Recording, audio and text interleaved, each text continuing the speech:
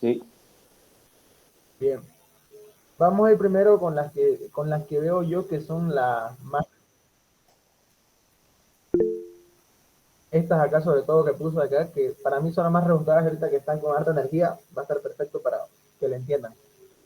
¿Ok? Ahora sí voy a terminar de aceptar a todos.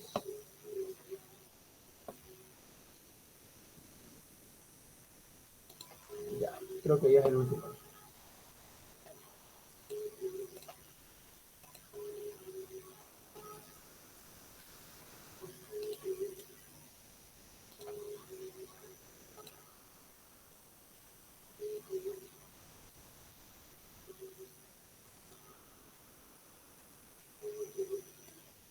Esta es la última pregunta que tengo.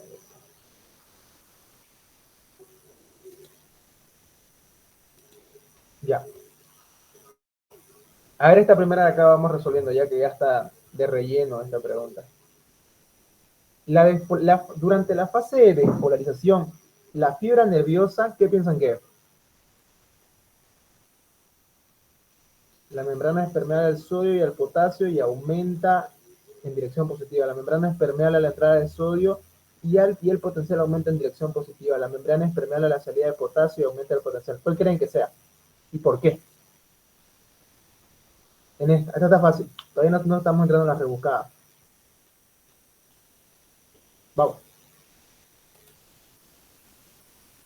Ahora vamos a ir descartando. Miren, la membrana es permeable al sodio y al potasio y el potencial de acción aumenta en dirección positiva. ¿Será que si abrimos canales al potasio, estaremos aumentando el potencial de acción? Si abrimos canales al potasio. No. No Estamos vemos. inhibiendo el potencial de acción. Estamos bajando más bien el potencial de acción. Ahora miren la siguiente. La membrana es permeable a la entrada de sodio y el potencial de acción aumenta en dirección positiva. ¿Qué opinan de esta? Sí. Esa puede ser. Eso. Sí, esa puede ser. La membrana es permeable a la salida de potasio. Desde aquí ya sabemos que está mal porque estaba hablando del potasio. ¿No? El potencial de membrana es menos 90 milivoltios y no hay entrada ni salida de iones, no tiene nada que ver. Esto sería potencial de reposo. Sería la B. La membrana es permeable a la entrada de sodio y el potencial aumenta en dirección positiva. ¿Por qué se caracteriza la sinapsis eléctrica? Lean.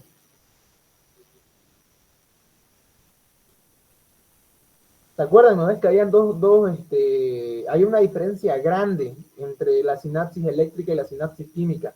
Que la sinapsis eléctrica, recuerden que puede ir en dos direcciones, retrógrado y anterógrado. Y la sinapsis química únicamente en una sola dirección. No puede ir en dos direcciones como lo hace la sinapsis eléctrica. Y aparte de eso, también tengan en cuenta que la sinapsis eléctrica, como dice el inciso C, tiene una hendidura que permite el movimiento libre de iones desde el interior de una célula hasta la otra. O sea, ya lo que los une. No hay esa hendidura sináptica que tenemos, no hay ese valle sináptico, ese espacio que tenemos en la sinapsis química, ¿no es? Porque en la sinapsis química, ¿no es? Que tiene vesículas secretoras y estas se liberan por exocitosis y se vierten en el valle sináptico, ¿no es? En ese espacio en el cual no hay nada, ¿no? En cambio, lo que es la sinapsis eléctrica, no tiene esto. Están directamente conectadas por una hendidura, por uniones en hendidura. Directamente conectadas por uniones en hendidura. Entonces acá la respuesta es la C. La C. Es la C, porque tiene uniones en hendidura. Estas uniones en hendidura permiten que los iones fluctúen hacia adelante y hacia atrás. O sea, retrógrado y anterógrado. ¿Ok? Y va a permitir el movimiento libre de iones desde el interior de una célula hasta el interior de la otra y viceversa. En cambio, acá miren en la A, dice aquí tiene un espacio sináptico. Por eso es que no es esta A, porque dice acá, miren, tiene un espacio sináptico y no tiene un espacio sináptico la eléctrica. ¿Quién tiene un espacio sináptico? Y también es la química y habla de neurotransmisor igual después. Muy bien. Y acá miren, en la membrana de la segunda neurona existen proteínas receptoras sobre las cuales actúan neurotransmisores tampoco, porque esto es propio de las químicas. Esto. ¿Ok? Y no puede ser todas son correctas ni ninguna es correcta. Muy bien, vamos ahora a las que yo creo que son rebuscadas para mí, ¿no? Fíjense, ¿cuál de estas afirmaciones está correcta? La presión del líquido intersticial es cero, todas, ninguna. Cuando la presión del líquido, acá fíjense, ¿no? Si es que no hubiera esto, miren. Cuando la presión del líquido intersticial es positiva, tiende a sacar líquido del capilar, cuando la presión del líquido intersticial. ¿Esto está bien o está mal? Este inciso de acá. Falso. Está mal, Falso. ¿Por qué? ¿Qué hace la presión del líquido intersticial cuando es positiva? Mete. Trata de meter. Trata de meter, ¿no? Porque es la presión hidrostática del líquido intersticial que va a tender a meter el líquido en el capilar. Y si yo le dijera cuando la presión del líquido intersticial es negativa, tiende a sacar el líquido del capilar, ¿eso estaría bien o estaría mal? Si yo pusiera en el inciso cuando la presión del líquido intersticial es negativa, tiende a sacar el líquido del capilar, ¿estaría bien o mal? Está bien, está bien. Está bien porque eso hace. Está bien, ahí sí estaría bien, ¿no? Mira la siguiente. Cuando la presión del líquido intersticial es negativa, tiende a meter agua en el capilar. Esta es otra, ¿no? Y acá en esta, acá, ¿por qué digo que está medio rebuscada? Porque fíjense, aquí la opción que está bien es esta, porque dice la presión del líquido intersticial es de 0 milímetros de mercurio. Pero si ustedes buscan en el Guyton, no es 0 milímetros de mercurio, lo que es la presión del líquido intersticial. Si ustedes lo buscan bien, no es 0 milímetros de mercurio.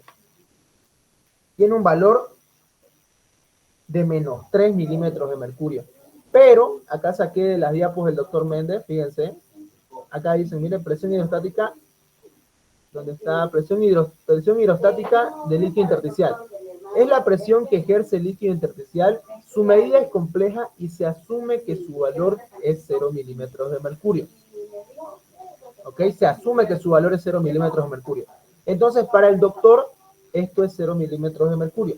Pero en el Guyton, fíjense que esta presión está con menos 3 milímetros de mercurio. Es por eso que dice acá, miren, en algunos tejidos se han obtenido valores subatmosféricos o negativos que oscilan entre menos 3 y menos 9 milímetros de mercurio debido probablemente al drenaje linfático. ¿Ok? Entonces, fíjense que este menos 3 para mí sería la respuesta correcta según el Guyton, ¿no? Pero para el doctor en su diapositiva está con un valor de 0 milímetros de mercurio la presión hidrostática intersticial. Es 0 milímetros de mercurio para el doctor.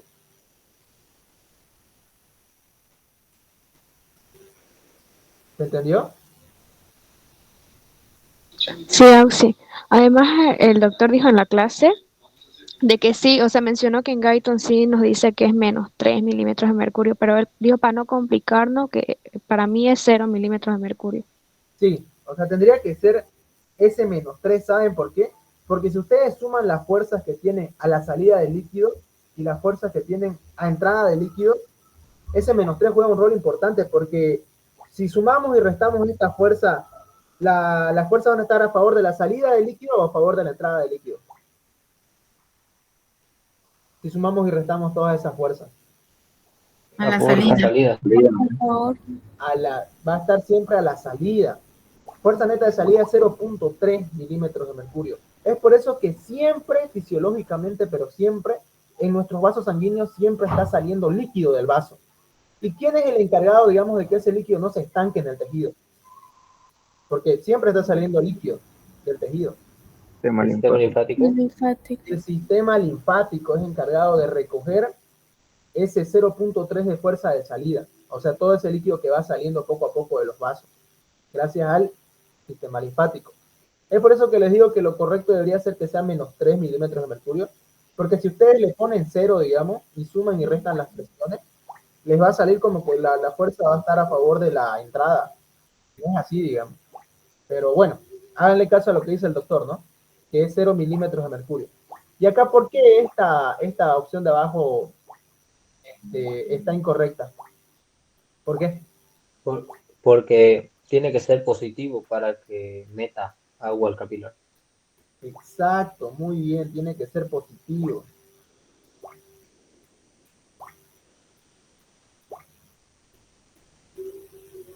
Muy bien.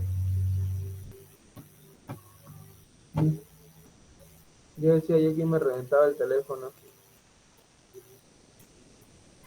Faltaba que admita gente al parecer. Ya está, ya las acepté. Por razón sonaba tanto mi teléfono. Ya, sigamos. ¿Cuál nos quedamos ya en esta? Fíjense, ¿no? Entonces tengan bien eso en cuenta en su parcial, que la presión del líquido intersticial es 0. Pero la presión siempre va a estar a favor de la salida fisiológicamente. Y gracias al sistema linfático es que se recoge esto.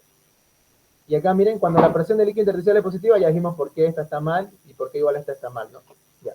¿Se entendió esta pregunta, no? Que es una que me enviaron varios a mi privado que no sabían cuál responder. Ah, sí. ¿Y qué pasaría si el doctor se bloquea y no pone como el gaito -3? Y No, lo pone si 0. si ya les dijo que en clases dijo tu compañera que le dijo ya 3, entonces no les va a cambiar, digamos. ¿Ah? Porque creo que eso dijo. Muy bien, sigamos. Eso ya le dijo el doctor, entonces no creo que se los cambie. Fíjense, miren, ¿cuál de estos componentes está ausente en la fisiología del dolor? Y acá para esto me apoyé en las diapositivas del doctor. Miren, esto dice la diapo del doctor. El dolor es una experiencia sensorial objetiva. Esto quiere decir que el componente objetivo del dolor está bien. Pero acá dice cuál está ausente. Entonces tenemos que marcar cuál es la ausente. Tengan mucho cuidado si dice cuál está ausente o cuál está presente, porque cambia totalmente la pregunta. Y siempre es el doctor así. Cambia, por ejemplo, cuál de estas afirmaciones es falsa o cuál de estas afirmaciones es incorrecta. Lean bien su pregunta. Es por eso que voy a tratar de que le den un poquito más de tiempo, aparte de esos 15 minutos que ya les van a dar, ¿no? Voy a tratar de hacer de que se les dé un poco más de tiempo. Ya, fíjense, miren, el dolor es una experiencia sensorial objetiva, entonces está bien esta de acá. Y emocional, subjetiva, entonces está bien esta de arriba también de acá. Sigamos leyendo. Generalmente desagradable que puede experimentar todos aquellos seres vivos que disponen de un sistema nervioso. Es una experiencia asociada a una lesión tisular o expresada así como si esta existiera. Todo el dolor se transmite por terminaciones nerviosas libres, está bien.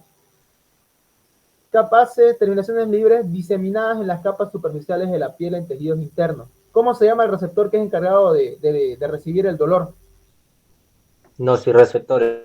Nociceptores, entonces también está bien y se sobreentiende que esta está bien aunque no esté en el enunciado, ¿no?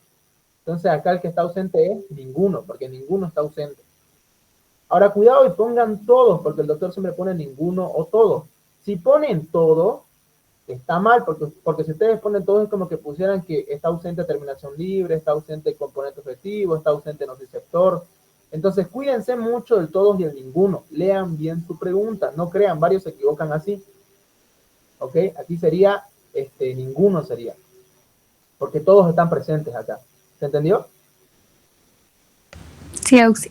Sí, sí. Esta acá, miren, ¿cuál es la distribución del glutamato en los tejidos y órganos del cuerpo? ¿Qué cifra está errada? Esta pregunta súper rebuscadísima a mí me pareció. Me tuve que apoyar con las diapos del doctor porque en el Guyton no lo pillé, la verdad. Y eso que lo busqué harto. Miren, acá nuestro organismo contiene aproximadamente 10 gramos de glutamato libre, donde hay en el cerebro 2.5 gramos, en el músculo hay 6 gramos, lo cual está bien, en el cerebro igual está bien, 2.3. En los riñones hay 0.7 y en la sangre, fíjense que hay, dice 0.04 gramos de glutamato. Entonces, ¿cuál estaría errada según la diapo? ¿Cuál? Vamos, Hígado. chicos. Hígado. Hígado, porque ¿cuánto tiene hígado? ¿Cuánto tiene hígado? 0,7 gramos. 0,7 gramos, eso es lo que tiene el hígado. Entonces, fíjense, tienen que aprenderse bien sobre todo lo que hace cada neurotransmisor. Miren, el glutamato es un pariente excitatorio del GABA. ¿Y el GABA qué es? ¿Excitador o inhibidor? El GABA. Inhibidor. Inhibidor. ¿Y qué causaría una falta de GABA en el cuerpo? Una depresión del GABA. ¿Qué podría ser? ¿Ansiedad y epilepsia? Ansiedad y epilepsia. ¿Por qué? Porque el GABA es un neurotransmisor el cual básicamente inhibe estos impulsos eléctricos. Entonces, si no hay nadie quien te frene, no hay GABA, pues es lógico que pueda suscitar una epilepsia o trastornos de ansiedad también. Porque en trastornos de ansiedad la persona está nerviosa, está eufórica. ¿Por qué? Porque no hay nada que lo pare, no hay nada que inhiba esos impulsos eléctricos, no hay GABA. Entonces, si le ponen, digamos, ¿qué ocasionaría una depresión del GABA? Puede ser trastornos de tipo ansioso, puede ser una epilepsia, etcétera, ¿no? Porque el GABA es inhibitorio. Y aparte del GABA, ¿qué otro neurotransmisor también se encarga de ser inhibitorio? Porque el GABA inhibe a las motoneuronas para evitar que haya esas epilepsias, digamos. Y aparte del GABA hay uno más, que también es de carácter inhibitorio. ¿Quién es? Dopamina. ¿Cuál? ¿La glicina? Glicina. La glicina. La glicina es el otro que se ocupa de inhibir a lo que son las motoneuronas.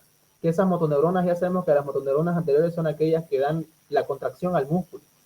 Entonces, más del 50% de esta acción inhibitoria a nivel muscular es dado por la glicina. Y el otro restante, 40 y algo por ciento, es por GABA. Entonces, GABA y glicina son dos neurotransmisores que son inhibitorios. ¿Se entiende? ¿Se entendió? Tienen que aprenderse bien esas diferencias entre glutamato, GABA, glicina, serotonina, etcétera. Eso es muy importante. Muy bien. Sigamos con la siguiente. ¿A qué nivel anatómico se cruza el lado opuesto a la vía espinotalámica? Ahora fíjense, acá me apoyé con las diapos del doctor. Miren, los receptores térmicos del dolor utilizan nervios más lentos y hacen una sinapsis nada más al entrar en la columna. Esta información se transmite a través del tracto o fascículo espinotalámico y va directamente al tálamo. A partir de acá se proyecta a la corteza cerebral y en este caso la información que transmite es contralateral de la médula espinal, a diferencia de la información propio-receptiva y táctil. Fíjense que en ningún momento habla de un cruce o de una decusación. Es por eso que acá por descarte pondría ninguna, y es la que es correcta, digamos. ¿Ok? Digamos. Esta es otra que, pucha, yo la vi y dije, wow, esta pregunta. Miren, la vía de la columna dorsal lemniscomedial, ¿a qué altura anatómica se cruza al lado opuesto? Fíjense los incisos: corteza cerebral, médula espinal, tálamo, todas y ninguna. Y ahora acá hay dos fuentes, acá está la del Gaito y acá está la que dice el doctor.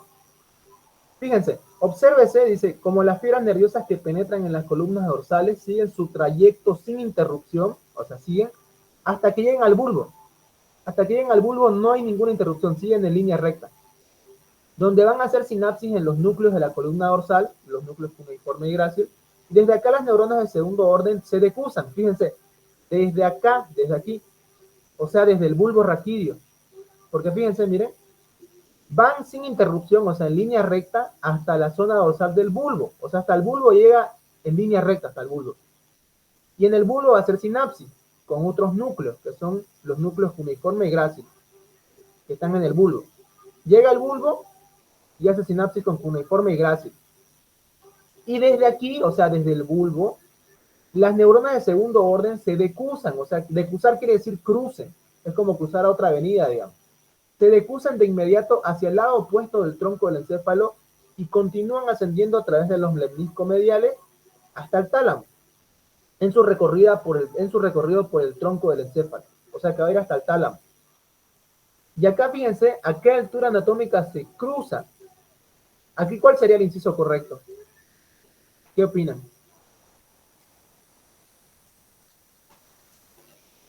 El bulbo según el Gaito. Bulbo raquídeo. El bulbo según el Gaito, porque fíjense que la señal va sin interrupción, o sea, en línea recta hasta el bulbo. Y en el bulbo, ¿qué hace? Sinapsis. ¿Con quién? Con cuneiforme y grácil. Eso hace a nivel vulvar.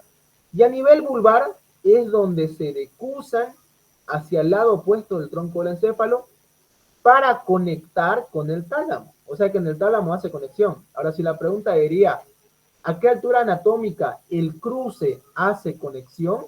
Ahí sería tálamo. Si dijera, ¿a qué altura anatómica el cruce hace conexión? Ahí sí sería tálamo, digamos. Pero acá dice, ¿a qué altura anatómica se cruza al lado opuesto? O sea, acá sería el bulbo. Tendría que ser bulbo. Y acá hasta en la diapo el doctor dice lo mismo. Dice, miren, al llegar al bulbo raquídeo se produce una sinapsis con las células de los núcleos de la columna dorsal, produciendo un cruzamiento de las aferencias. Aquí ya habla del cruzamiento a nivel vulvar. Miren, al llegar al bulbo raquídeo, fíjense la parte que está repintada, se produce una sinapsis con las células de los núcleos de la columna dorsal, produciendo un cruzamiento.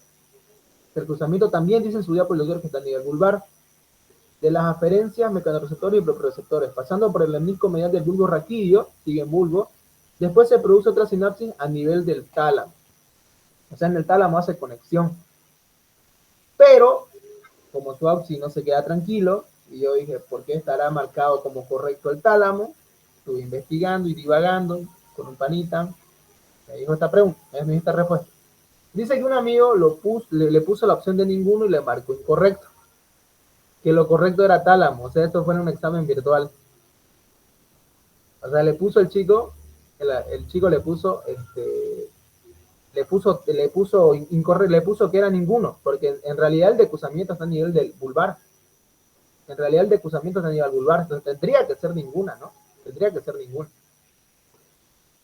Según el gaito tendría que ser ninguna. Y según la guía del doctor, bueno, yo aquí le veo que también es como que dice ninguna. Pero para el doctor en su respuesta está como incorrecto.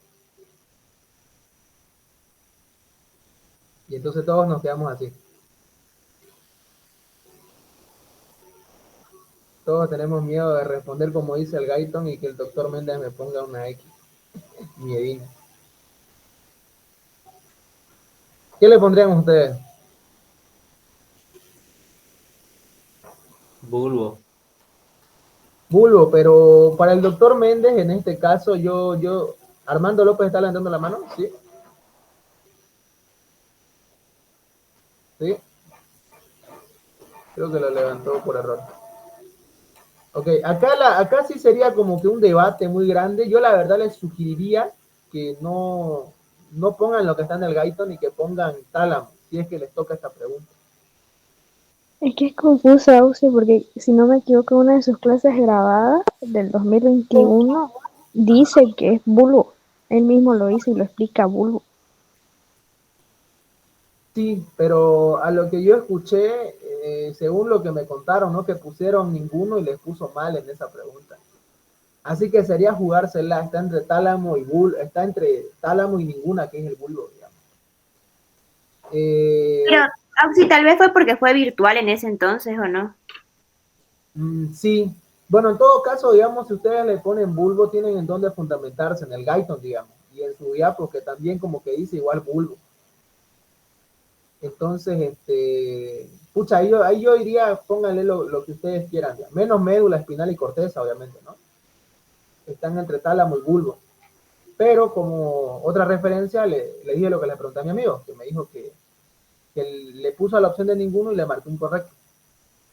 Que lo correcto era el tálamo. Así que en esa parte ahí lo dejaría a su disposición de ustedes, a lo que quieran ponerlo. Pero para mí, según el Gaiton, tendría que ser bulbo, para mí. Auxi, pero si le decimos al doctor, ¿será que no se enoja? Sería mejor que un auxiliar se lo diga, o no sé. Podríamos ver, ya que tengo esta pregunta, trataré de conversar Usted, Auxi. Se va a tener que sacrificar. Ana, Usted, no, Auxi, le dice al doctor. Que sea Auxi. dije un auxiliar, no que sea yo. ¿Para qué Pero dice? a lo mejor ni entra esa pregunta. Ya, Luego, bueno, en caso de que entre, lo respondan como ustedes quieran. Yo les aconsejaría que respondan tálamo, la verdad. Pero lo correcto es bulbo. Así que, pucha, me quedé como este mensaje literal. sí, ¿y qué pasa si hay bulbo y tálamo? Ahí me la pusiste difícil. Diablo, qué difícil me la pusiste. Yo le pondría bulbo de guaso, porque soy fiel al Gaiton ya. Si fuera mi examen, ¿no? Pero ya, lo dejo a la disposición de todos. Pero son las únicas cosas que preguntan de esta parte de acá. ¿Se entendió? Sí, Auxi. Sí, Auxi. Creo que quedó clarísimo esto y esta pregunta fue algo que me enviaron a mi privado varios. Igual esta de acá, esta y vamos a ver otras más abajo que me enviaron igual. Ya, fíjense, ¿qué pondrían acá? Miren, acá igual me enviaron esta. Miren, las fibras intrafusales son inervadas por fibras de nervio motor. Y acá le puso todas y según le pusieron bien. Y acá le puso las fibras intrafusales son inervadas por fibras nerviosas que salen de... Por la gama. Neuronas gamma. ¿Cuál pondrían ustedes o a cuál harían caso? Es la gama. Vamos. Yo pondría gama, no sé. La gamma, ¿no? En su diapo está la gama. Y en el Gaiton también Sí, en está sus gamma. diapositivas. Motoneuronas gamma. Y creo que en su clase igual lo dice, en las que están grabadas. Sí, aparte en el Gaiton también dice gamma en el Gaiton, por si acaso. ¿Se acuerdan, no? Es que hay dos, las alfa y las gamas. Las gamas Aparte de dar inervación a las fibras intrafusales, ¿qué espacio ocupan las gamas?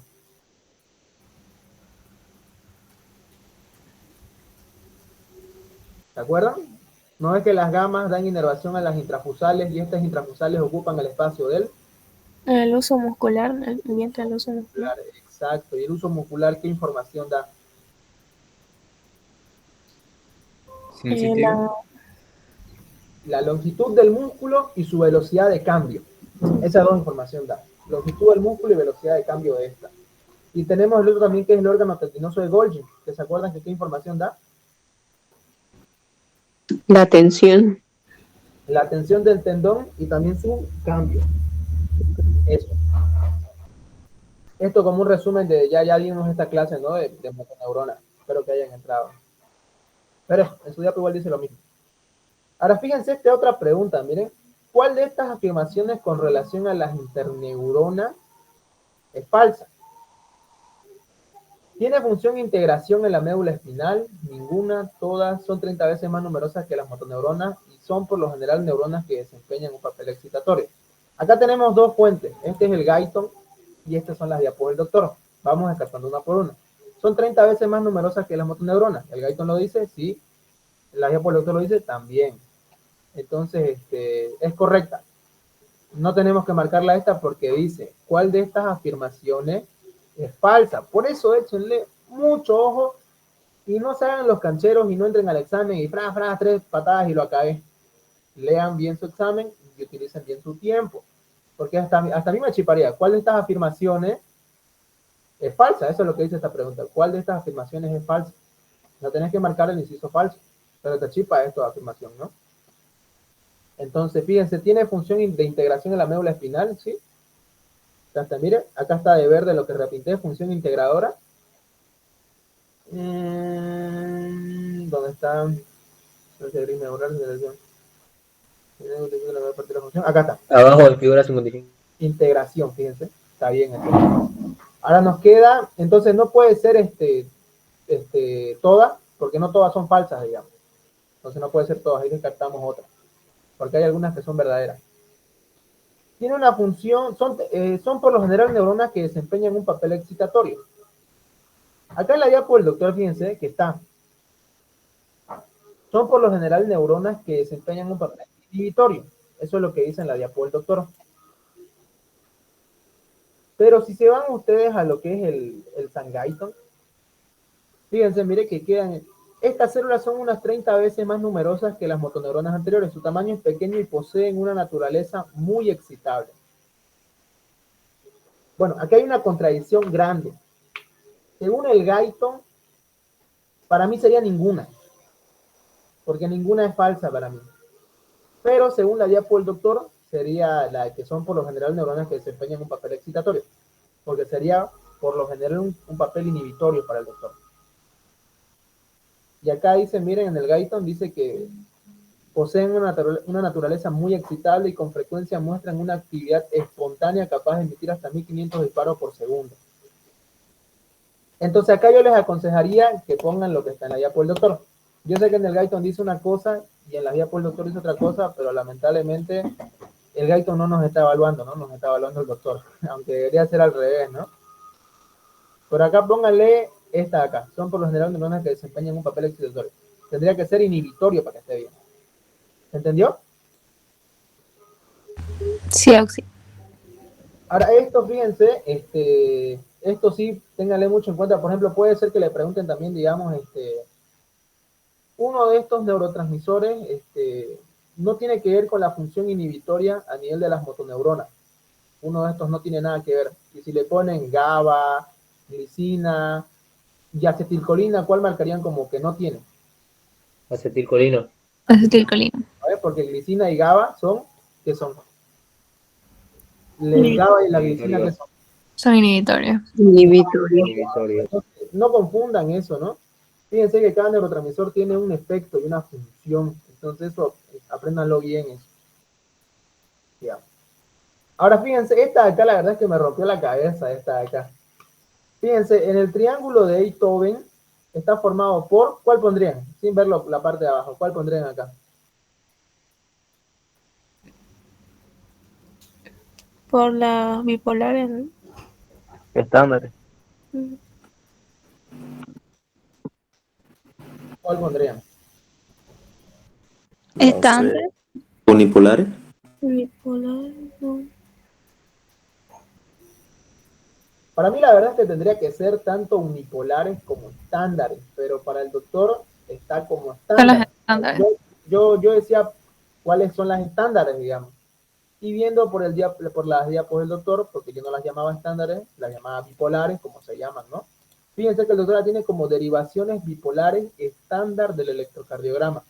Porque fíjense acá, este es el triángulo de Beethoven, que ya lo han debido aprender, los del D sobre todo, que ya avanzaron en electro, sobre todo los de su grupo, que están achísimas en electro, ¿no? Hasta isquemia, necrosis y lesión me saben identificar. Así que ya deben saber, ¿no? Que es el triángulo de Beethoven. Entonces, fíjense acá que está compuesto por ABR, ABL, ABF, D1, D2, D3. Ahí tenía yo mi duda. Pero para el doctor está que las derivaciones bipolares son las que van a formar el triángulo de Beethoven. Y estas derivaciones bipolares el doctor también les dice estándar. Porque fíjense acá, miren, son las derivaciones cardíacas clásicas del electrocardiograma descritas por Beethoven, que registran la diferencia de potencial entre dos electrodos. ¿Y cuál es la que registra entre dos electrodos? ¿Unipolar o bipolar? ¿Cuál? Bipolar. Bipolar. Entonces acá, cuando está hablando de este triángulo de Beethoven, está hablando de qué derivación. La estándar. No están. ¿De cuál? Bipolar. De las bipolares. Por acá fíjense miren, triángulo y ley de Beethoven. Las tres derivaciones bipolares forman en su conjunto lo que se denomina el triángulo de Beethoven. Estas derivaciones guardan una proporción matemática reflejada en la ley de Beethoven, que nos dice D2 igual a D1 más D3. Está hablando otra vez, sigue hablando acá de las derivaciones estándares, que son las bipolares. Entonces, si les llegase a preguntar esto, acá tendría que ser estándares, acá tendría que ser. ¿Se entendió? ¿O hay alguien que quiera opinar algo distinto?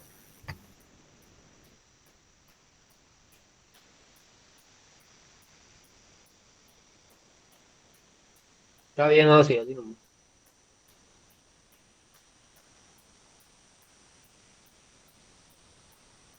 Allá también me dicen que si es que acaban antes, traten de no salirse antes, digamos. Si es que lo acaban rapidísimo, traten de no salir antes los que saben, porque yo sé que aquí hay algunos que saben harto, digamos, y se van a querer salir antes. Traten de no salirse antes, porque por ahí el doctor le quita tiempo a sus compañeros, por eso. Ojo, son 15 minutos nomás, así que no maten a la manada. ¿Ok? Digamos. Entonces acá estándares le ponen, si es que le toca a esta. Para mí es rebuscada esta pregunta. Marque lo correcto con respecto a marque lo correcto con respecto a la presión que provoca la salida de líquido del capilar. ¿Cuál sería acá? ¿Y por qué? Coloidosmótica, porque la fluidosmótica mete líquido. Ya, pero si fuera ahí presión coloidosmótica del vaso, ¿estaría bien? No. No, es porque la coloidosmótica del vaso hace que el líquido se quede adentro. Y la coloidosmótica del plasma hace que salga afuera. ¿Ok? Recuerden que toda fuerza coloidosmótica es una fuerza que hace que el líquido se quede dentro. Eso es una fuerza coloidosmótica, el que hace que un líquido se quede dentro. Ahora, si yo les digo coloidosmótica del vaso, es básicamente que hace que el líquido se quede dentro del vaso. Y si ya nos vamos a la coloidosmótica del líquido intersticial, el plasma, etcétera, ya ahí sería, digamos, a lo contrario, porque está haciendo que el líquido se quede en ese plasma, en ese espacio, que está provocando la salida del líquido del vaso. ¿Se entendió o hay alguna duda con esta pregunta? O si lo puedes repetir lo del plasma, es que me chipeo. Ya. Viene, fíjate así. Marque lo correcto con respecto a la presión que provoca la salida del líquido del capilar, o sea, que salga. Inciso A, mira. Presión de líquido intersticial cuando es negativo. ¿Qué sería esta?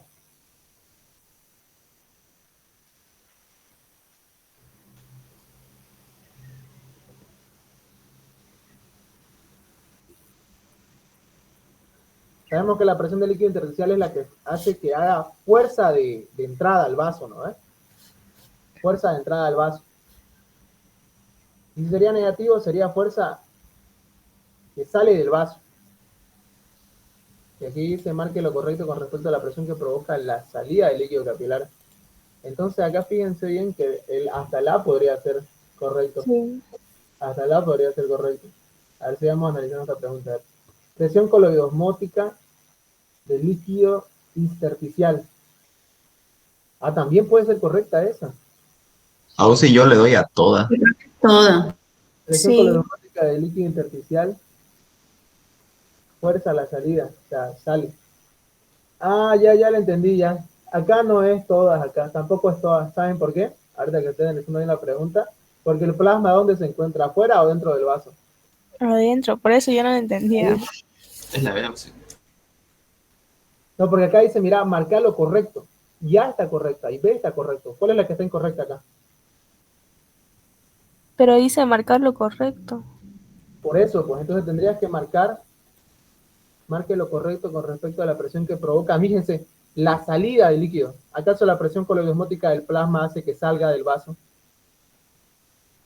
No, ni idea. No. Entonces la C es la incorrecta. Claro. Y la A y la B están bien. La A y la B están bien, porque fíjense que dice cuáles fuerzas provocan salida. Y el líquido intersticial cuando es negativo, provoca salida. Coloidosmótica del líquido intersticial provoca salida, porque te está hablando coloidosmótica, pero el intersticio. Y acá te está hablando coloidosmótica del plasma, o sea, de adentro del vaso. Entonces acá fíjense que acá la pregunta está mal hecha de plano. Está mal hecha. Acá seguramente marque lo incorrecto debería ser acá. Sí, incorrecto debería Marque ser. lo incorrecto debería ser acá. Marque lo incorrecto con respecto a la presión que provoca la salida del líquido capilar. Si fuera incorrecto, ¿cuál sería? La Ahí C. sería la coloidal. Sí, ¿no, es la C. Entonces acá fíjense que esta respuesta, ya me acordé por qué la puse, justamente por eso. Está mal formulada esta pregunta. De plano está mal formulada. Auxi, en otro banco había inciso E y decía ninguno, y estaba marcado como correcto ninguno. Pero, ¿por qué pondrías ninguno, digamos? Si pones ninguno, estás afirmando que nada es correcto. ¿Y la A y la B es correcto o es incorrecto? Sí, Auxi tiene razón. Es correcto. Y si le pongo ninguno, estás afirmando que nada es correcto. Y está mal también si pones ninguno. Y si pones todo, igual está mal porque estás afirmando que todo está correcto. Y acá la C no es. ¿Se entiende? ¿O alguien sigue teniendo dudas? Porque esta pregunta sí que está para preocuparse nomás. ¿Alguien sigue teniendo dudas con esta pregunta?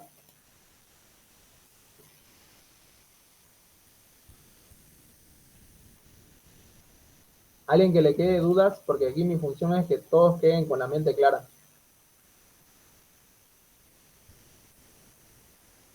Repasemos otra vez. Una vez más, para los que no me entendieron, porque yo sé que algunos no entendieron. Fíjense, acá te pide que marques lo correcto, o sea, la opción verdadera. Por eso te dice marque lo correcto. La opción verdadera que provoque salida de líquido del capilar, que provoque que salga líquido del capilar. Analicemos una por una. La presión del líquido intersticial, cuando es negativa, ¿hace que salga o que entre? Que salga. Que salga, ¿no ves? Entonces, ¿estaría bien o estaría mal esta A? Está bien. Está bien. O sea, de plano la marcarías, porque le dice marque lo correcto. Tendrías que marcar la A. Y ahora la B, presión coloidosmótica del líquido intersticial, ¿provoca la salida o entrada? La salida. La salida, entonces, ¿también está bien o está mal esta B? Está bien. Está bien. Bien, entonces sigue siendo correcta. Tendrías que marcar las dos, entonces. Y ahora, la C, presión coloidosmótica del plasma, ¿esto provoca la salida? No. No. No, al contrario, provoca que el líquido se quede dentro del vaso. Entonces esta es incorrecta. Y entonces, ¿podría ser todo? ¿Podría ser todas correctas? No, porque hay una incorrecta. Que es la C, ¿no? Auxi, pero ¿y si la pone así, aunque esté mal formulada? ¿Cuál es? Ahí sí ya tienen derecho a quejarse, digamos. Ahí sí ya no hay cómo le vendan gato por liebre, digamos. O sea, eso está malísimo formulada esta pregunta. Para mí que esto debería decir incorrecto, debería decir marque lo incorrecto para que tenga sentido. Si nos toca así, pero ¿encerramos las dos? Si les toca así, digamos, encierren las dos, y ya después le reclaman al autor y le dicen eso, lo que hemos avanzado ahorita, digamos, acá, ¿no? Si les toca esta pregunta que está igualita, yo marcaría las dos, la verdad, A y B, pero no la sé porque esta no es correcta. ¿Se entendió? Sí. Ahora sí quedó todo claro, ¿no? Sí, Auxi. Meta, esa es mi función, que quede todo claro. Digamos. ¿Cuál es la forma más importante de eliminación del neurotransmisor de la hendidura sináptica? ¿Cuál pondrían acá?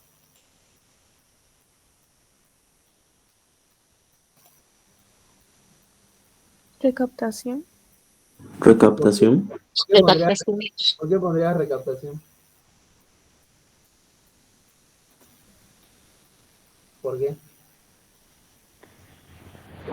Porque se reutiliza. Recaptación solo de noradrenalina, si no me equivoco. Igual se destruye. Ajá, si te das cuenta, no tiene sentido esta pregunta porque no te da el neurotransmisor. Porque estaría bien recaptación si habláramos de qué neurotransmisor. De la Noradrenalina. Noradrenalina, ¿no? Noradrenalina. Estaría bien la función por encima tisulares si fuera que acetilcolina. Acetilcolina, ¿no? Y difusión en los espacios vecinos, ¿de quién también es? Difusión a los espacios vecinos. También es de noradrenalina. También es noradrenalina. Ahora acá no especifica un neurotransmisor, fíjense en esta pregunta. Así que yo le pondría a todos, la verdad, porque no te especifica un neurotransmisor, te habla de todos, parece. Neurotransmisores en la hendidura sináptica. Y si embolsillamos a todos, pues hay algunos que son por recaptación, otros que son destrucción por encima, y otros que son difusión de espacios vecinos. Yo le pondría a todos también en esta pregunta, porque no me está especificando un neurotransmisor. Si me especificase noradrenalina, por ejemplo, allá le pondría recaptación. Si me pondría, digamos, acetilcolina, allá le puedo poner destrucción por encima tisulares. Pero acá no me habla de ningún neurotransmisor, o sea, me está hablando como que, porque hay muchos neurotransmisores que están en la hendidura sináptica. Yo le pondría a todos, la verdad. ¿Se entendió o alguien que opine lo contrario? ¿O tenga alguna idea? Se entendió, sí. ¿Alguien que no le quedó claro algo? Bien, estas preguntas rebuscadas son para tomarse su tiempo, porque justamente por eso me dediqué a buscar estas preguntas, porque sé que son las que más chipan. Pero porque fíjense que acá no les habla de un neurotransmisor, puede referirse a muchos. ¿Cuál de estas afirmaciones ¿Cuál de estas afirmaciones es falsa? O sea, tienen que marcarlo falso, con relación al reflejo rotuliano. ¿Cuál? Voy a traerme agua hasta mientras que piensan. Ninguna.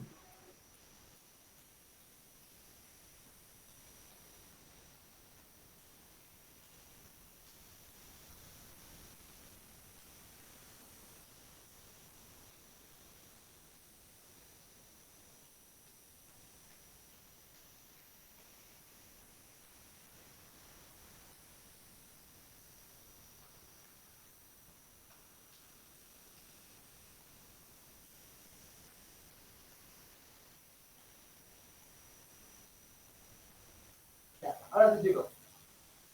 Vamos descartando una por una. Fíjense que el reflejo rotuliano es un reflejo miotático. ¿Sí o no? Sí. Sí es un reflejo miotático, entonces es falso, ¿lo tendrías que marcar como falso? No. No, muy bien. ¿Tiene una sola sinapsis? ¿El reflejo rotuliano? Sí. Tiene una sola sinapsis, porque si es un reflejo miotático, ¿por qué se caracteriza el reflejo miotático? Porque es monosináptico. ¿Sí? Entonces la tendría que marcar esa, ¿sí o no? No. No, tampoco. Entonces, ¿podría ser todos? No. No, porque si No. pones todos, estás diciendo que todo es falso, digamos. Y ya sabes que la C y D está bien. Y tenés que marcarlo falso. Ahora, ¿consta de 2 neuronas? Sí.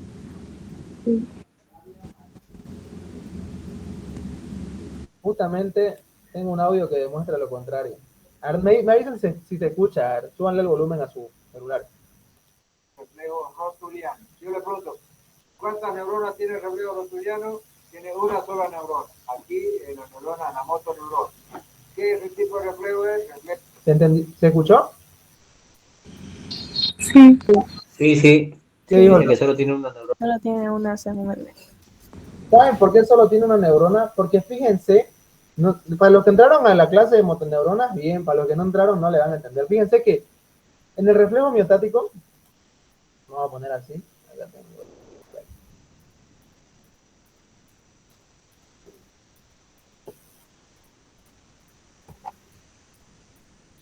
Ahorita les voy a dibujar.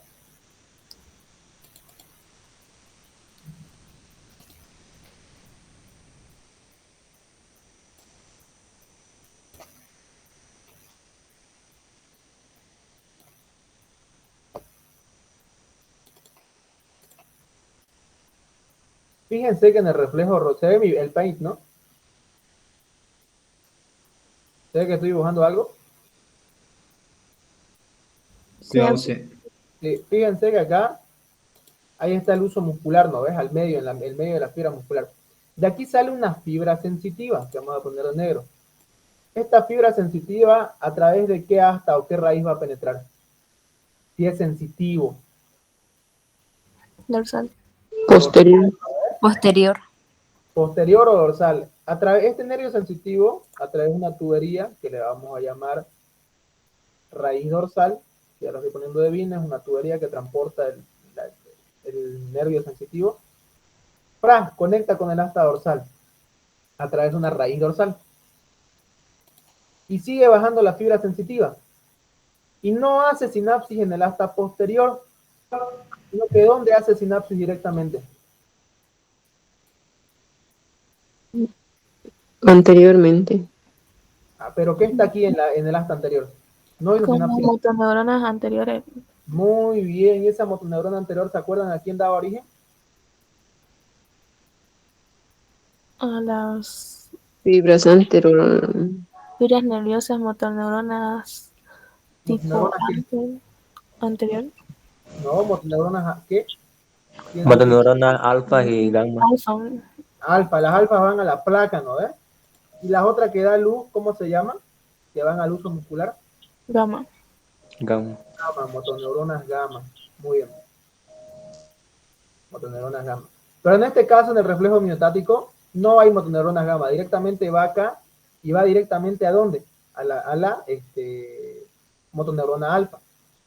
Y esta motoneurona alfa hace conexión con la placa motora, está acá esta placa motora, y empieza a ver la contracción muscular. Pero antes de esta, ¿cómo se llama? Esta motoneurona alfa, de paso que estamos acá, ¿se ramifica en qué? ¿Cómo se llaman sus ramificaciones que dan a la placa motora?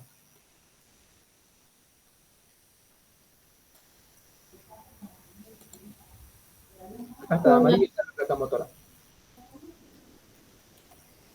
Primero motoneurona alfa, de ahí se ramifica y se vuelve Motoneurona alfa. Ajá, eso. fibra motora grande de tipo A alfa. Así se llama. Primero es motoneurona alfa. De ahí se ramifica en fibra motora grande de tipo A alfa. Esta fibra motora grande de tipo A alfa y esta motoneurona alfa, ¿qué forman en conjunto? Ambas. La unidad motora. La unidad motora, que no se les olvide eso, que forman la unidad motora, es otra pregunta que he visto igual que hace el doctor. La unidad motora. ¿Ok? Volvamos a completar el ciclo. Fíjense que acá está la motoneurona anterior. Motoneurona anterior va a dar a luz a dos. Motoneurona gamma y motoneurona alfa. Y la motoneurona alfa da ramificación a la fibra motoras grandes de tipo A alfa, que estas dos en conjunto forman la unidad motora. De verde la verde la motoneurona alfa y de azul las fibras motoras grandes de tipo A alfa. Y de amarillo la placa motora, perdón. La placa motora. Y acá este otro azul son las motoneuronas gamma, que que van a dar inervación a las fibras intrafusales. ¿Y esas fibras intrafusales qué espacio ocupaban? No lo uso muscular. El uso muscular. ¿Se entendió? ¿O alguien tiene dudas todavía? Sí, se entendió, Auxi. Creo que se entendió, ¿no? Fui bastante didáctico hasta con el dibujito. Ya. Espero que hayan entendido. Los que no entendieron es porque no les dio la gana de entrar a la otra clase de motoneuronas. Eso ya, pucha, sale de mis manos. Entonces, ¿qué pondrían acá? ¿En cuál de estas afirmaciones es falsa? Consta de 2 neuronas. Eso. Exacto, es correcto. Consta de 2 neuronas, esa es la falsa. Ah, esto de acá, este cuadrito es bonito. Fíjense, acetilcolina se localiza en neuronas motor. Esto pregunta, ¿en dónde se secreta? ¿Dónde se secreta la acetilcolina? Recuerden, en las vías piramidales, porque las vías piramidales son motoras, en fibras preganglionares de todo el autónomo, tanto simpático como parasimpático, en las postganglionares del parasimpático y algunas del simpático. ¿Cuáles son esas algunas del simpático? Donde se secreta en la postganglionar acetilcolina. Glándula sudorípara, músculos pilosos y también algunos vasos sanguíneos. Algunos vasos, no entra tanto, por eso decía, algunos vasos, no todos. Son raros esos vasos. Pero más a grosso modo, músculos pilorectores y glándulas sudoríparas. Son en los pocos donde el simpático secreta acetilcolina. Ojo. Dopamina, donde se localiza sustancia negra. Noradrenalina, locus ceruleus. Serotonina en el núcleo de RAF. Ácido gamma aminobutírico, principalmente neurotransmisor inhibidor del cerebro, interneuronas corticales, en todo lado hay GABA, la verdad. Glicina, inhibidor, glutamato, etcétera, ¿no? Eso apréndenselo bien eso. Ahora esta última de acá. ¿Cuál de estas afirmaciones es incorrecta en la localización del receptor muscarínico? ¿Cuál de estas afirmaciones es incorrecta? Y acá miren su compañero que me escribió esta pregunta, mire, dice una pregunta, si con unos amigos tenemos una duda, ¿aquí es la B o la C?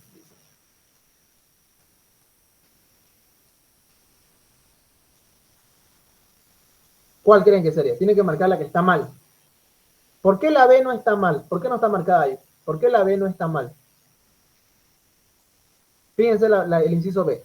Están en células inervadas, o sea, está hablando de un órgano, están en células inervadas por las fibras colinérgicas postganglionares del simpático. Ahí hay receptores muscarínicos, dice, en esas células inervadas. ¿Por qué no es incorrecta esta B? Porque en las postganglionares son adrenérgicas. Entonces, ¿es correcta o correcta la B, según tu razonamiento? ¿La B estaría correcta o incorrecta según lo que me decís?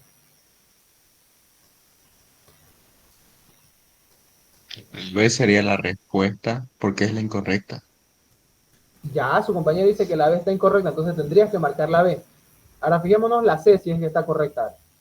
Está en las fibras postganglionares simpáticas, está en las fibras postganglionares simpáticas que inervan glándulas sudoríparas y músculos piloerectores. ¿Esta estaría mal o estaría bien? Está mal.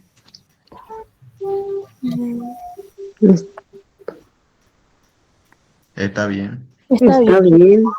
Está bien. Sí. Está bien ese. Son las excepciones. Fíjense, miren, está en las fibras postganglionares simpáticas que inervan a glándulas sudoríparas y músculos piloerectores. Estaría bien. Ahora fíjense la B. Está en células inervadas por fibras colinérgicas postganglionares del simpático. ¿Hay fibras postganglionares colinérgicas en el simpático? No. No, son adrenérgicas. No.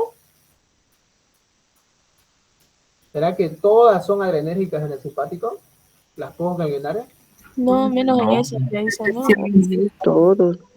No en todos, excepto, ¿no? Entonces, Sí, acá en la B podría estar hablando de lo que son del músculo pilorector y de las glándulas sudoríparas en este B. Entonces, para mí también estaría correcta. También estaría correcta esta para mí. Entonces no la marcaríamos como incorrecta esta. Porque fíjense, está en las células inervadas, o sea, en el órgano inervado. Cuando dice está en las células inervadas, se está refiriendo al músculo pilorector o a la glándula sudorípara. Por fibras colinérgicas postganglionares del simpático. Entonces esta B, para mí está bien, y no la marcaría como incorrecta esta B. Ahora fijémonos la A. Está en las células efectoras inervadas por las fibras postganglionares del sistema parasimpático. ¿Será que en las células a las cuales el parasimpático inerva tendrán receptores muscarínicos? ¿Será? ¿Qué dicen? ¿Será que en las células que inerva el parasimpático habrá receptores muscarínicos? Sí. Sí, sí, sí. Entonces la A también está bien. ¿La A está bien? sí, ¿La B está bien? Sí. Sí, igual, ¿no? Para mí sí, igual. La C Sí. está en las fibras postganglionares simpáticas que inervan glándula sudorípara y músculo pilorector. Y en glándula sudorípara y músculo pilorector hay receptores muscarínicos.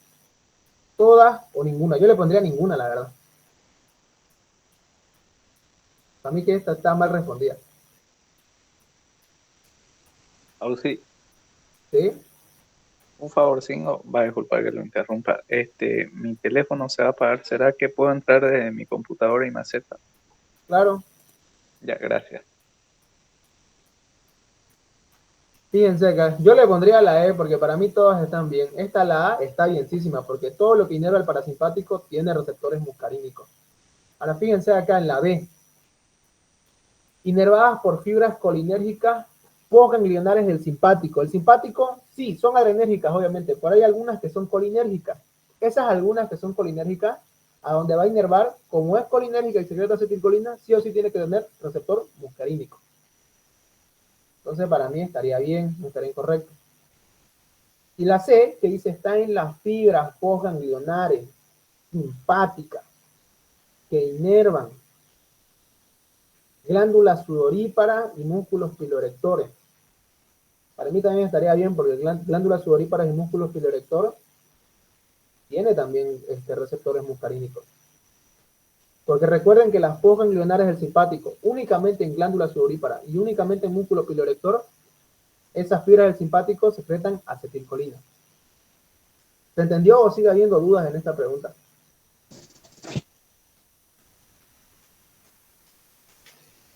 La dejé para el final porque es la más guau para mí. ¿Se entendió o sigue habiendo dudas? Se entendió, Oxy. Todo claro. Yo le pondría ninguna, la verdad. Para mí está mal respondida esta pregunta. Y puede pasar, digamos, hasta seguramente lo transcribieron mal, tal vez. ¿Se entendió o alguna duda? Todo bien, Oti, todo bien. Está bien, sí.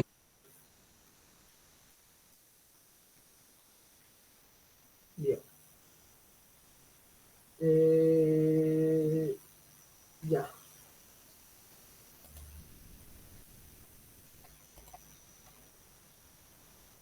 Muy bien. Ya. Acá ya hemos dejado esta. Ahora vamos a hablar únicamente de cardio. Que de cardio vi que salen hartas preguntas. Cardio y nervioso es lo que más le gusta preguntar al doctor.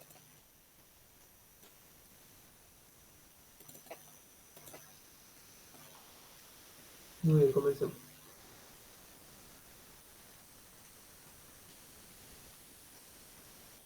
¿Cuál de los siguientes ciclos cardiocirculatorios se le atribuye al parasimpático? Estamos hablando ahorita del corazón.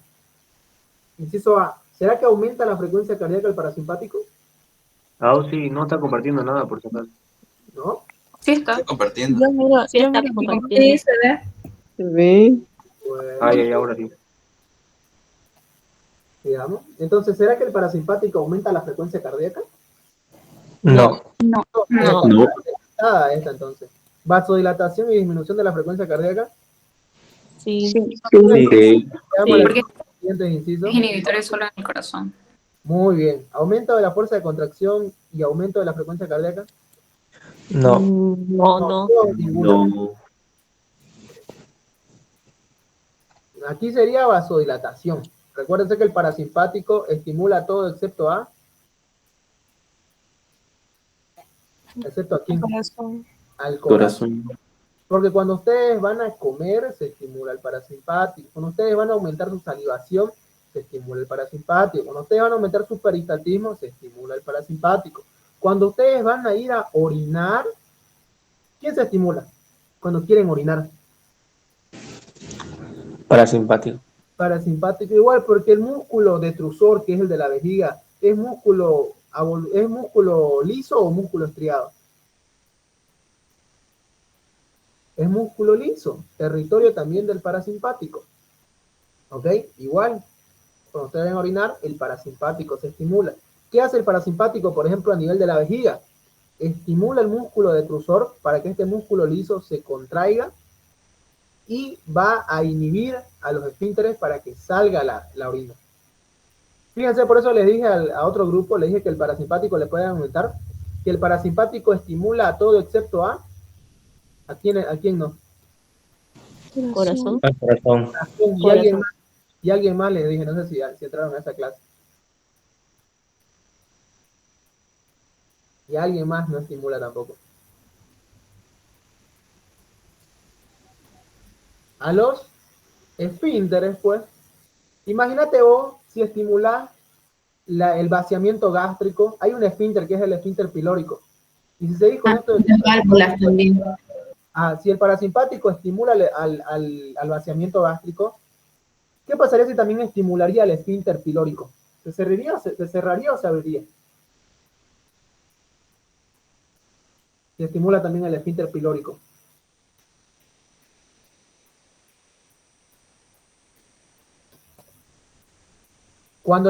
Si el parasimpático estimulase el esfínter pilórico, haría que se contraiga y siga cerrado. ¿Y será eso bueno? Si estás estimulando. No, ¿eh? Entonces, ¿qué tendrías que hacer? Abrirlo, inhibirlo ese esfínter pilórico. Por eso le dije, el parasimpático estimula todo excepto al corazón y a los Esfínteres. A los esfínteres. Eso, ley de vida es eso. ¿Entendió? Sí, claro, como el agua. Bien, ¿cuál de los siguientes ciclos cardiocirculatorios esto lo he repetido? ¿De qué forma el corazón sano puede hasta duplicar su volumen latido? Ahí los quiero ver.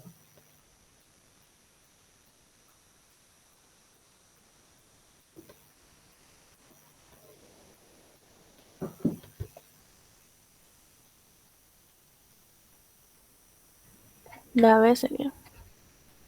Ya. ¿Alguien que opine lo contrario? No, es la veo. Es la B. ¿Todos le entienden o hay alguien que no le entienda a esta pregunta?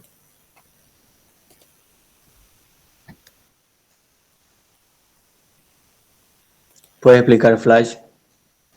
Bueno, le metemos una explicación flash entonces.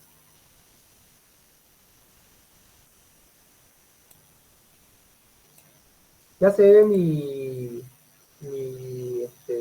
paint? Sí, se ve, sí. Muy bien. Acá dice, por ejemplo, volumen, escucha, volumen sistólico final. El volumen sistólico final es el volumen que queda al final de cada contracción, o sea, de cada eyección en los ventrículos. ¿Cuánto queda en los ventrículos después de la sístole? 40%. 40%. ¿Cuánto? 50 ml. No es porcentaje, en ml lo que tiene. ¿Cuánto es el volumen que queda al final de la sístole? 50 ml o 40%. 50 ml, eso es lo que va a quedar en los ventrículos. Esta cantidad de sangre queda en los ventrículos después de cada eyección. Eso es el volumen sistólico final. Y el volumen sistólico, que es el volumen que se va a eyectar, ¿cuánto es? 70 ml. 70 ml, ¿no ves? 70 ml es lo que se inyecta y 50 ml es lo que queda. Entonces, ¿cuánto había en el antes de la inyección? 120. 120, esos 120 ml, ¿cómo se le llama? Volumen telediastólico. Volumen telediastólico. ¿Por qué tele? ¿Qué significa tele? Final Final. diastólico. Muy bien. Ahora, el primer inciso dice aumentando el volumen sistólico final. Ahora, supongamos que ya no queda 50, va a quedar 100 ml. 100 ml. ¿Cuánto se inyectó entonces? ¿Cuánto se inyectó? Si es que ahora en el volumen sistólico final son 100, quedó 100 ml en el ventrículo después de la inyección. ¿Cuánto se inyectó entonces? 20. Solo 20 20. ml. Solo 20 ml, ¿no? ¿Y será que aumentando mi volumen sistólico final, que ya va a ser 100 ahora porque aumentó, estoy inyectando más sangre o menos sangre? Menos Menos sangre. sangre. Menos sangre, ¿no? Entonces estoy aumentando o disminuyendo mi gasto cardíaco. Disminuyendo. Disminuyéndolo. Entonces no es una opción. No es una opción que puedas tomar porque la pregunta te dice cuál de estos mecanismos usas para aumentar tu gasto cardíaco. Entonces estaría mal aumentar el volumen sistólico final. Es por eso que si se fijan en la diapo, el inciso A está mal, porque el inciso A dice aumentando el volumen telesistólico. Y si aumentas tu volumen telesistólico, ¿eyectas más sangre o menos sangre? Menos sangre. Menos sangre. La C dice aumentando el volumen sistólico final y disminuyendo el volumen telediastólico. Lo mismo. Dice, si dice aumentando el volumen sistólico final, no quiere decir, eso quiere decir que no está duplicando el volumen latido. Ahora dice el inciso B, disminuyendo el volumen sistólico final y aumentando el volumen telediastólico. Si en vez, digamos, de quedar digamos, 50, que es lo normal, va a quedar 20 ml nomás, después de cada inyección. ¿Cuánto se habrá inyectado? 100. 100. Ahora el volumen de eyección es 100, porque recuerden que en los ventrículos, después de la relajación, ¿cuánto va a haber?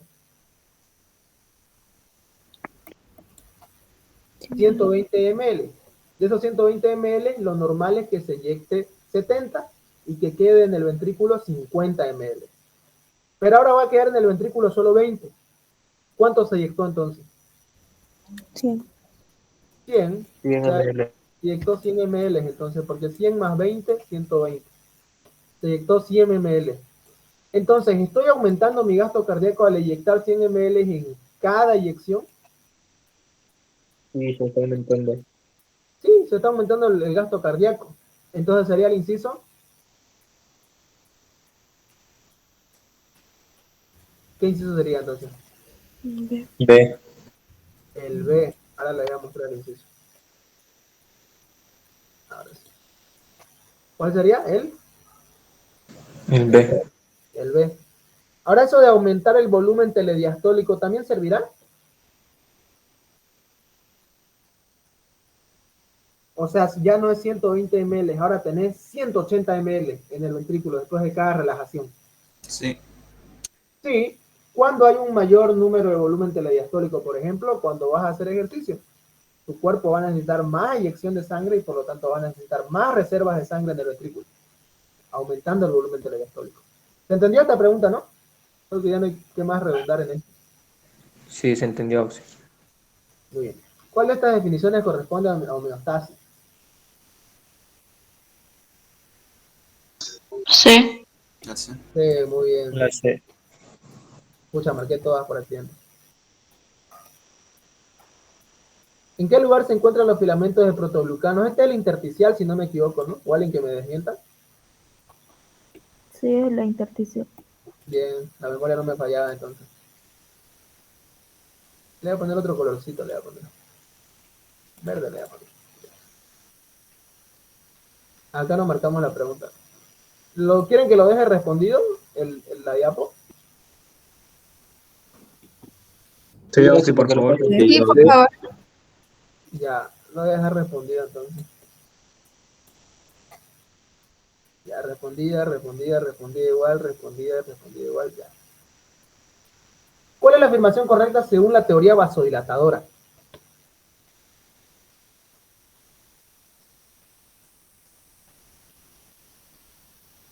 ¿Saben qué dice la teoría vasodilatadora?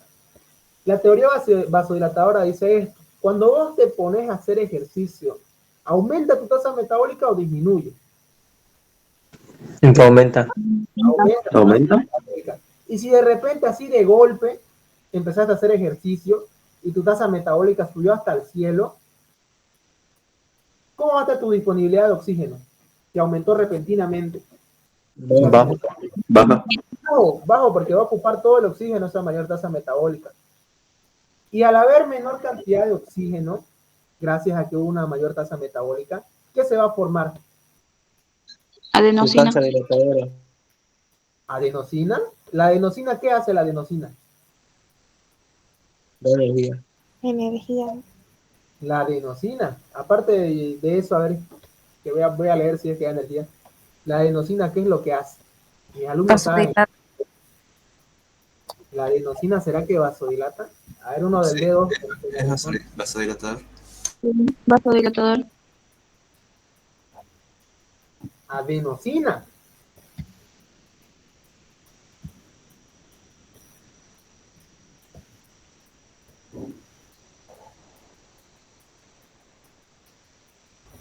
No, no es.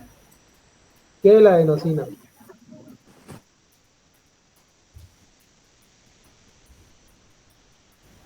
Se usa en el intercambio de energía unida a un grupo fosfato.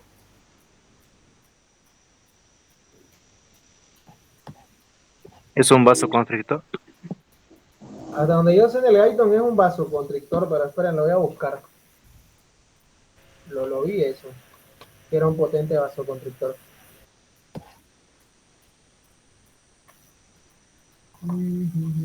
Aquí había una parte donde hablaba de los neurotransmisores.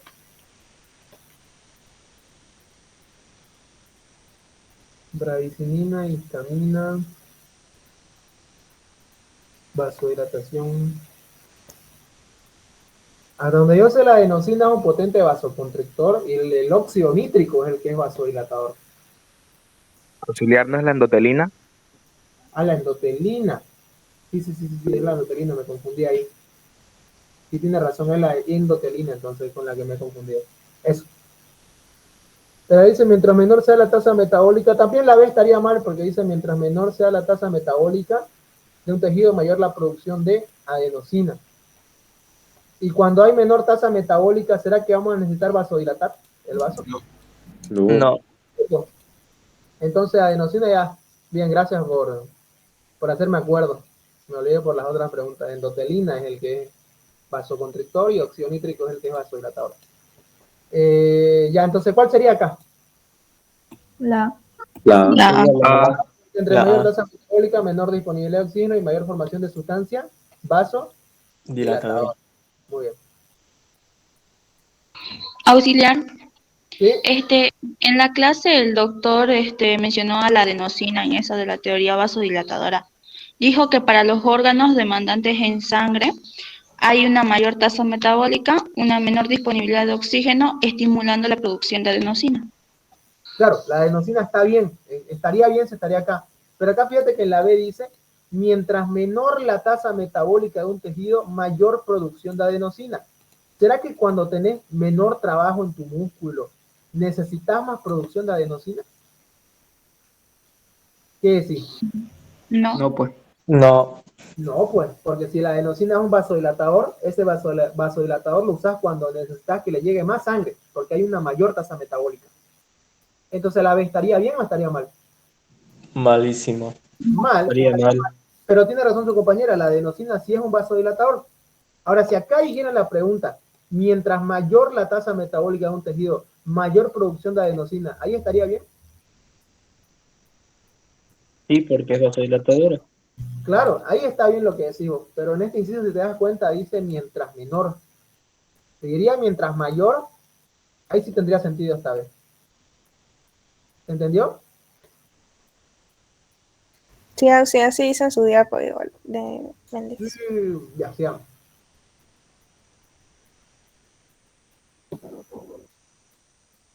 ¿Cuál es el mecanismo de acción de la estimulación parasimpática?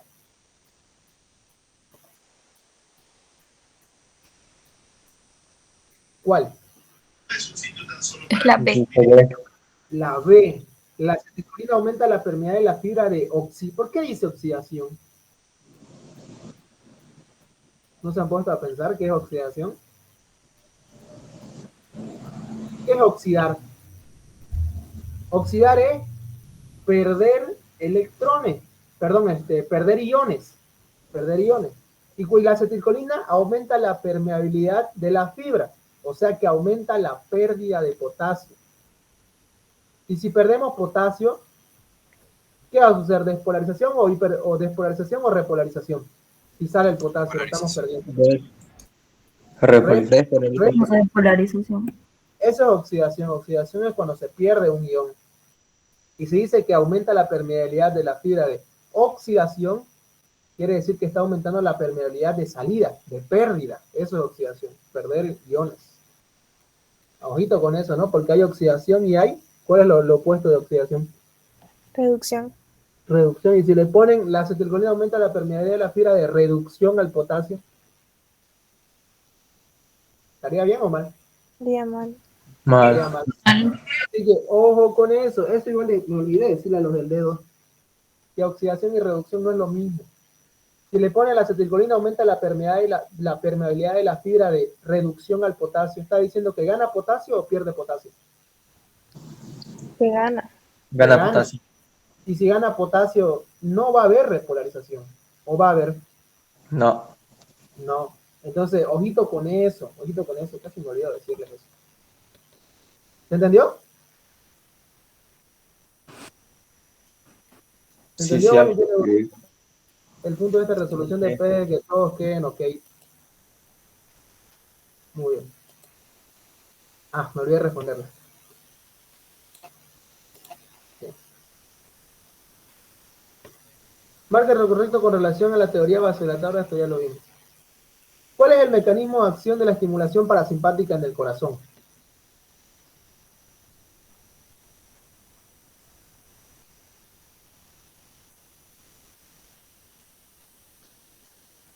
Son todas. Sí, todas. Todas, muy bien. Justamente eso. ¿Qué es el volumen latido?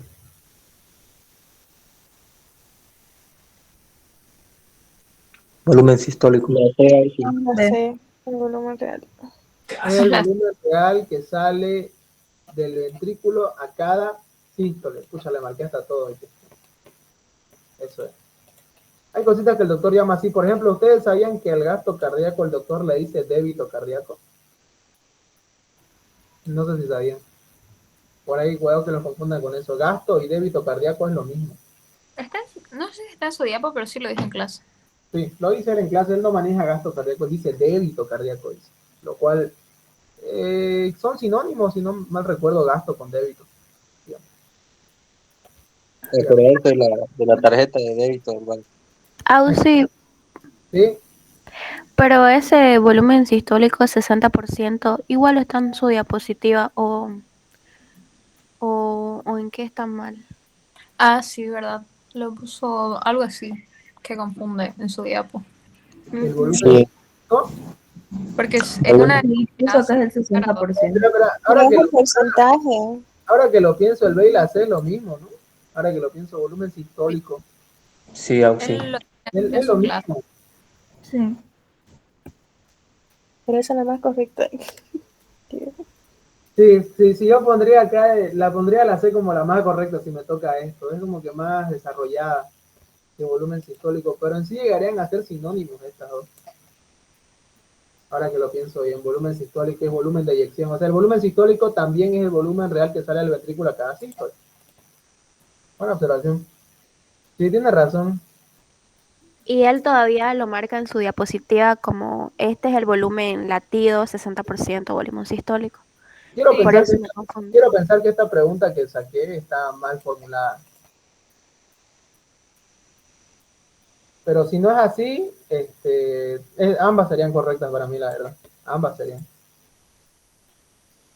Pero la C me parece un poco más correcta, si es que les ponen en los incisos, ¿no? De todas formas, si es que le ponen estos incisos y le ponen esta de acá, tienen derecho tranquilamente a reclamar si es que le quiere poner la B, que es lo mismo básicamente. ¿Se entendió? Sí, Auxi. Fácil. Vamos, sigamos. ¿Cuál de estas afirmaciones define la poscarga? Hay dos conceptos, pre y poscarga.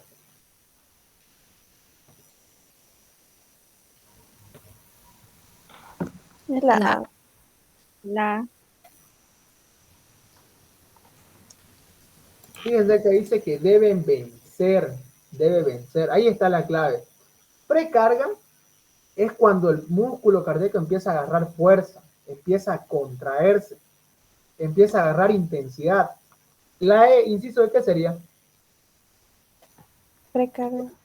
Precarga, eso es precarga, cuando el músculo empieza a contraerse, empieza a agarrar fuerza, intensidad, las fibras del miocardio, las fibras del miocardio empiezan a agarrar fuerza, eso es precarga.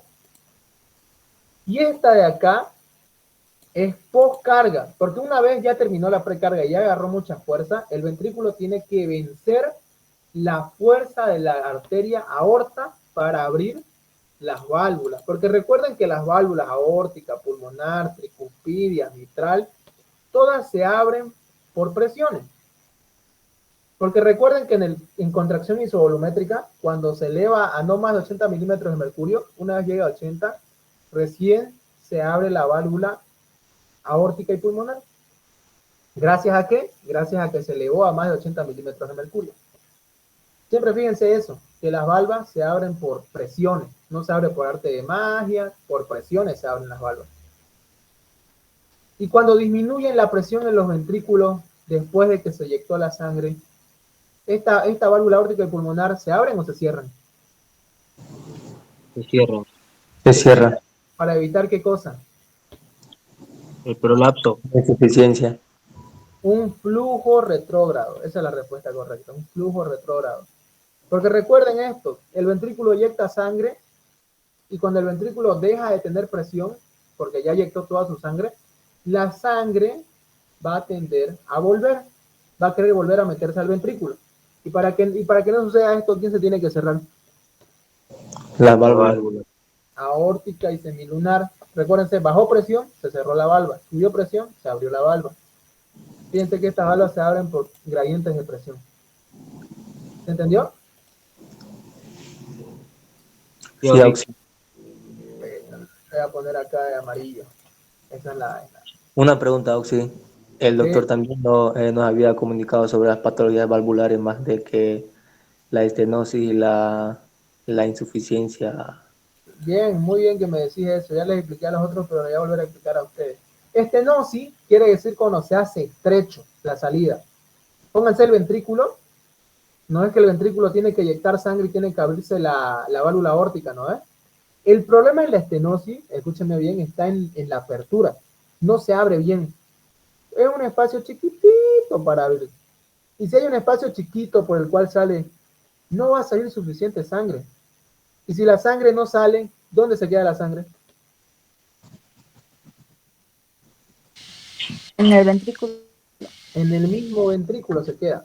Eso es la estenosis. La estenosis, el problema está en la apertura. No se abre bien.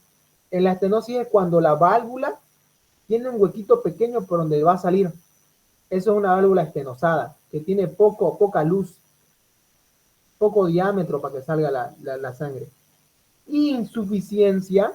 Si en estenosis el problema está en la apertura, en insuficiencia, ¿dónde va a estar el problema? En el cierre.